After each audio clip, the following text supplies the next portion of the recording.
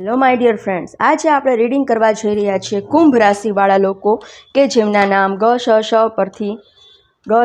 પરથી સ્ટાર્ટ થાય છે. તો નેક્સ્ટ વીક એટલે કે 22 માર્ચથી 28 માર્ચ સુધીમાં તેમની લવ લાઈફ, ફેમિલી લાઈફ કેવી રહેશે, પ્લીઝ યુનિવર્સ મને જણાવો. તેમની હેલ્થ કેવી રહેશે, ફાઇનાન્શિયલ લાઈફ તેમની કેવી રહેશે કુંભ રાશિવાળા લોકો માટે. બોટમની એનર્જી આવી ગઈ છે 9 ઓફ પેન્ટિકલ્સ. સુપર્બ એનર્જી આવી ગઈ છે, ખૂબ જ સરસ. તમારી પાસે બધું જ છે, સારા રિલેશન છે, સારી હેલ્થ છે, સારી વેલ્થ છે. નેક્સ્ટ વીકમાં બધું છે. ઘણા લોકોમાં એવું મને મેસેજ આવી રહ્યો છે કે ઘણા લોકો આ ટાઈપની એનર્જી ઈચ્છે છે પોતાની લાઈફમાં કે મારી પાસે બધું હોય એવું. અમુક લોકોનું એવું થિંકિંગ છે, એવી ડિઝાયર છે.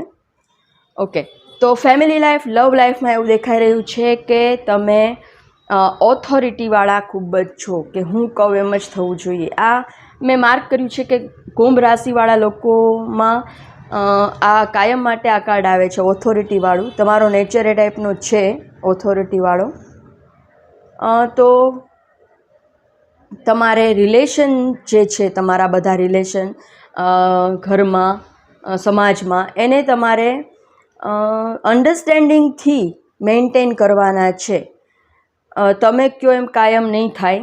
તમારે સામેવાળી વ્યક્તિને તમારા ફેવરમાં વિચારતી કરવાની છે, તો એ તમને સરેન્ડર થશે, તમારું કહેવું માનશે. તો એમને તમે તમારા રિલેશનમાં જે કંઈ પણ વ્યક્તિઓ હોય એને થોડાક પંપાળો, પ્રેમથી હેન્ડલ કરો, તો એ તમારી વાત આરામથી, પ્રેમથી સ્વીકારશે. તમને એવું લાગી રહ્યું છે કે લોકો મારા મોઢે કંઈક વાત કરે છે અને પીઠ પાછળ કંઈક વાત કરે છે. તો એવું બની શકે, કારણ કે તમારો જે તમે દિલના બહુ જ સારા છો, પણ તમારી જે સામેવાળી વ્યક્તિને કોઈ પણ વાત કહેવાની જે સ્ટાઇલ છે એ મે બી એવું બની શકે કે સામેવાળી વ્યક્તિને નથી ગમતી. તો કહેવાની સ્ટાઇલ ચેન્જ કરો. સામેવાળી વ્યક્તિને જો સલાહ આપો છો તો સલાહ આપવાની સ્ટાઇલ ચેન્જ કરો. થોડુંક પ્રેમથી રિલેશનને હેન્ડલ કરો. તમારો જે ઓથોરિટીવાળો ટોન હોય છે કે આ તો થવું જ જોઈએ, તો સામેવાળી વ્યક્તિ જીદે ભરાઈને એ વસ્તુ નહીં જ કરે, અથવા તો કરશે તો પણ મન વગર કરશે. તો એના કરતાં બેટર છે કે તમે ખૂબ જ સરસ રીતે પ્રેમથી સમજાવીને તમારી ફેવરમાં સામેવાળી વ્યક્તિને લઈ આવો, અને પછી એ તમારી વાત માનશે. તો તમને આ જે બેકસ્ટેબિંગ જેવું ફીલ થઈ રહ્યું છે એ પણ નહીં થાય, કારણ કે પછીથી એ વ્યક્તિ જે છે, સામેવાળી વ્યક્તિ, તમારા ફેમિલીમાં જે રિલેટિવ્સ છે, તમારા હસબન્ડ વાઈફ જે કંઈ પણ હશે, એ તમને એવું લાગે છે કે એ પાછળથી તમારી વાતો કરે છે, પણ તો એ વાતો કરતા પણ હશે તો પણ કરવાનું બંધ કરી દેશે જો તમે એને પ્રેમથી હેન્ડલ કરશો તો. હેલ્થમાં એવું દેખાઈ રહ્યું છે કે હેલ્થ તમારી નેક્સ્ટ વીકમાં તમને એવું લાગી શકે છે કે હું ખૂબ જ થાકના મોડમાં લાગી રહ્યા છો, ફિઝિકલી, મેન્ટલી થાકી ગયા છો, તો રેસ્ટ લઈ લ્યો. તમે જે વિચારો છો કે મને શું થઈ ગયું હશે, આમ થઈ ગયું હશે, તેમ થઈ ગયું હશે, એકચ્યુઅલમાં કંઈ તમે વિચારો છો એટલી પરિસ્થિતિ ખરાબ છે નહીં. રેસ્ટ લેવાના મોડમાં છો તો નેક્સ્ટ વીક થોડોક રેસ્ટ લઈ લો, એટલે પાછા એનર્જેટિક ફીલ કરવા લાગશો, એનર્જી બોડીમાં આવી જશે. તો રેસ્ટની જરૂર છે નેક્સ્ટ વીકમાં.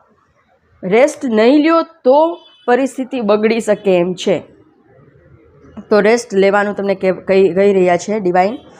ફાઇનાન્શિયલ લાઈફમાં એવું દેખાઈ રહ્યું છે કે ફાઇનાન્સમાં છે બધું સારું, તમારી પાસે બધું જ છે, અને ડિવાઇન તરફથી ફ્લો પણ ચાલુ જ છે. મની ફ્લો તમારા પર અઢળકધનની વર્ષા થઈ જ રહી છે, પણ તમે કોઈ એવા નિર્ણય લઈ લીધા છે ફાઇનાન્સને લગતા કે ક્યાંક તમે ખોટું ઇન્વેસ્ટમેન્ટ કરી દીધું છે ઉતાવળમાં અને ઇમમેચ્યોરિટીથી. તો હવે એ બ્લોકેજ જે છે, મની બ્લોક થઈ ગયા છે, એને લીધે તમે દુઃખી દેખાઈ રહ્યા છો, થોડાક ઓવર થિંકિંગ કરતા દેખાઈ રહ્યા છો કે હવે શું થશે. તો પણ ચિંતા નહીં કરો, ડિવાઇન તમારી સાથે જ છે, એટલે બધું રિટર્ન તમને થઈ જશે, એકદમ સારા પ્રોફિટ સાથે રિટર્ન થઈ જશે, તો ચિંતાની કોઈ જરૂર નથી. ડિવાઇન પ્લીઝ યુનિવર્સ મને એક ગાઈડન્સ આપો, મારા કુંભ રાશિવાળા લોકો નેક્સ્ટ વીકમાં કયા થોટને માઇન્ડમાં રાખીને ચાલે તો એમનું નેક્સ્ટ વીક ખૂબ જ સારું જશે.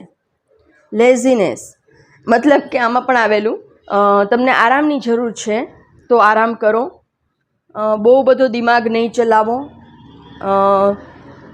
સામેવાળી વ્યક્તિને કોઈ એવા હુકમ પણ કરવાની જરૂર નથી કે આમ કર નાખ તેમ કર નાખ. તમે થોડાક આરામના મોડમાં જતા રહ્યો અને બધાને પ્રેમથી હેન્ડલ કરો. બધું સારું જ છે તમારી લાઈફમાં અને સારું જ થશે. ડિવાઇનના બ્લેસિંગ્સ ખૂબ જ છે તમારા લોકો ઉપર. તો just trust divine and go with flow. આ જનરલ કલેક્ટિવ રીડિંગ છે. તમને રેઝોનેટ થાય એટલું રાખજો, બાકીનું જવા દેજો. અને પર્સનલ રીડિંગ બુક કરાવવું હોય તો સ્ક્રીન પર આપેલા મોબાઈલ નંબર પર મને મેસેજ કરો. Thank you so much.